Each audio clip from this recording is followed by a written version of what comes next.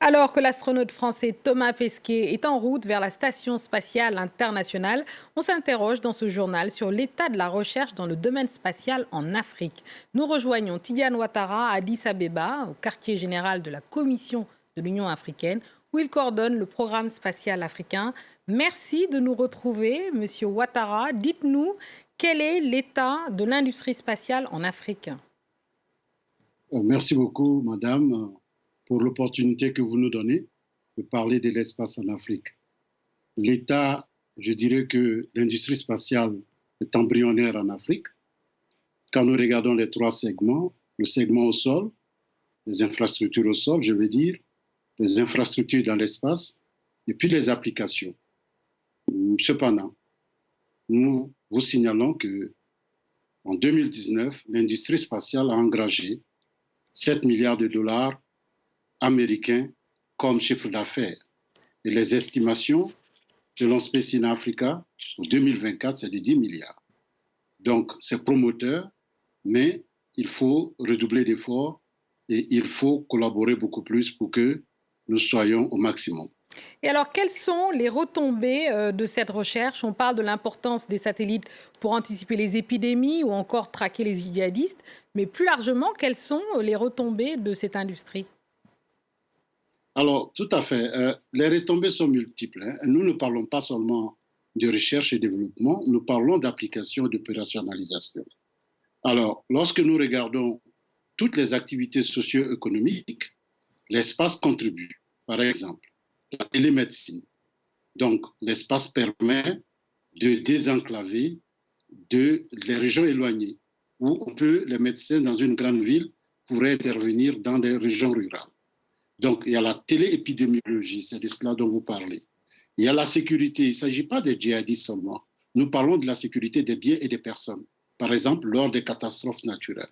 Oui, le mouvement des personnes, des événements et des engins permet aussi de sécuriser les pays, notamment contre les attaques djihadistes. Les retombées sont multiples au niveau du secteur bancaire, au niveau des zones marines et côtières, les navires je dirais, de façon illicite, viennent pêcher dans les eaux, la recherche la localisation des bancs de poissons, la pollution dans les zones marines, dans l'agriculture, la gestion de la forêt, la qualité de l'eau, etc. L'espace contribue énormément.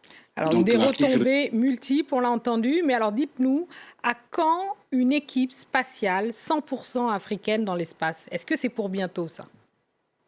Non, ça, c'est pas pour bientôt, il ne faut pas se leurrer, parce qu'il faut bâtir la capacité. Et aucune nation dans le monde ne peut à 100% aller dans l'espace. L'espace, par nature, est fait de collaboration. Vous avez mentionné l'événement du jour. Lorsque vous verrez, il n'y a pas seulement que la France, il y a beaucoup d'autres pays. Donc l'Afrique va être dans cette dynamique, mais elle part de loin. Alors, ça arrivera, mais pas maintenant. Et alors, est-ce que vous avez du mal à convaincre certains pays, par exemple, au sein de l'Union africaine et du programme que vous dirigez, d'investir dans la recherche spatiale ? Non, je ne poserai pas le problème en termes de difficulté de convaincre, mais il faut pouvoir sensibiliser et montrer aux uns et aux autres, notamment aux décideurs, les potentialités de l'espace. Et c'est ce que nous faisons. Avec la politique et la stratégie spatiale africaine, vous voyez, et ça a été adopté par les chefs d'État et de gouvernement. Ça suppose que, et ça signifie clairement que les chefs d'État et de gouvernement africains sont en plein dans la mouvance spatiale. Il s'agit de prendre du temps pour continuer à accroître la sensibilisation. Et lorsque les gens sont bien informés, les investissements viennent conséquemment parce qu'ils savent que l'espace répond à leurs priorités, la priorité des citoyens africains, ce qui veut dire l'eau, l'agriculture, la nourriture, la sécurité alimentaire, l'impact du changement climatique, etc. Et la sécurité dont vous avez parlé. Donc c'est ce travail que nous faisons. Et nous avons 3 types de pays, des pays très bien avancés, l'Afrique du Sud, l'Égypte, l'Algérie, etc.